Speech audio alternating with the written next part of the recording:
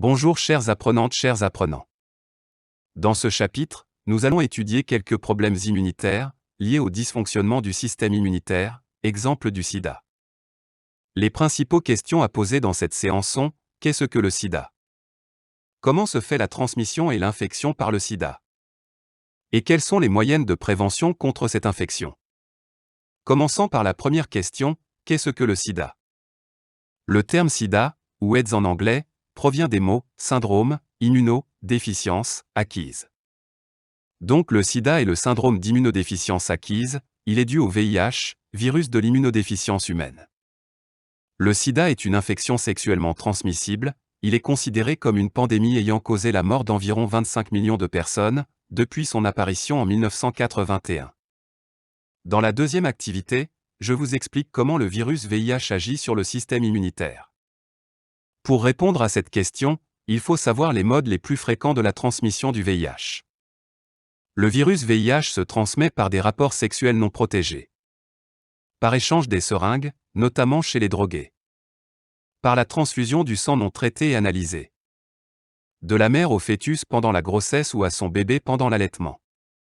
Par utilisation des ustensiles et des outils non ou mal stérilisés. Après la transmission de virus, l'individu devient infecté par le VIH.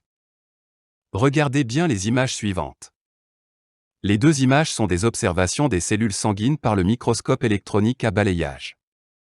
À gauche, on observe une lymphocyte T4, cellule immunitaire qui est infectée par le VIH. Et à droite, on observe des bourgeonnements du virus sur la surface cellulaire.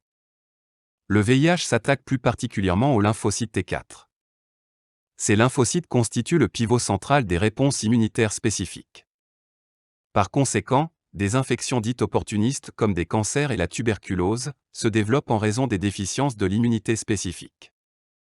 Le graphique suivant illustre les étapes de l'évolution de SIDA, il représente la variation des taux des lymphocytes T4 et de virus VIH dans le sang d'un individu infecté par ce virus, au cours du temps.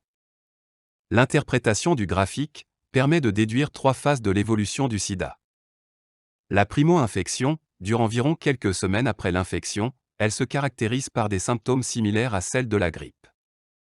Puis la phase asymptomatique, qui peut s'étendre jusqu'aux 10 ans, c'est la phase silencieuse de SIDA, c'est-à-dire que l'individu est séropositif, porte le virus et peut le transmettre, mais sans apparition des symptômes.